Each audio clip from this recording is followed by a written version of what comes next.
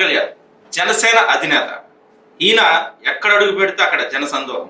అటు వైజాగ్లో అడుగుపెట్టి అక్కడ తనకంటూ తిరుగులేదని నిరూపించారు. అలా పవన్ కళ్యాణ్ ఎక్కడ అడుగు పెట్టినా చరిష్మాతో ముందుకు దూసుకుపోతుంటారు. అదేవిధంగా మంచి ఫ్యాన్ ఫాలోయింగ్ ఉన్నటువంటి ఒక రాజకీయ పార్టీ నాయకుడు అయినటువంటి పవన్ కళ్యాణ్ వైపు అందరూ చూస్తున్నారు. ఎవరెవరు చూస్తున్నారు, ఎందుకు చూస్తున్నారో క్లుప్తంగా 2 లైన్లో చెప్పారు. ఇప్పుడు తెలుగుదేశం పార్టీ పవన్ కళ్యాణ్ లేకుండా ముందుకు అడుగులు వేయలేని పరిస్థితుల్లో ఉంది.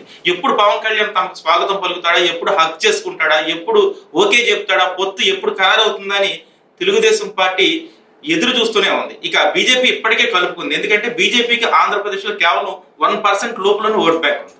అలాంటిది పవన్ కళ్యాణ్ గారిని కలిస్తే ఖచ్చితంగా వాడు ఓట్ బ్యాంకు 7 to 8% అయ్యే అవకాశం ఉంది. ఎందుకంటే ఇటీవల జరిగినటువంటి సర్వేలో పవన్ కళ్యాణ్ 5% నుంచి 8% కు తన ఓట్ బ్యాంక్ షేర్ పెరిగినట్లుగా తెలుస్తుంది.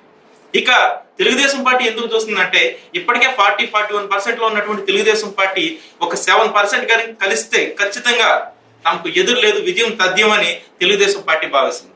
కానీ పవన్ కళ్యాణ్ కి దెబ్బ కొట్టేందుకు వైసీపీ అడుగడుగున ఎదురు చూస్తుంది. ఈ మేరకు కాపు సామాజిక వర్గంలో నుంచి కీలకమైన నేతల నుంచి స్టేట్మెంట్స్ కూడా ఇప్పిస్తుంది.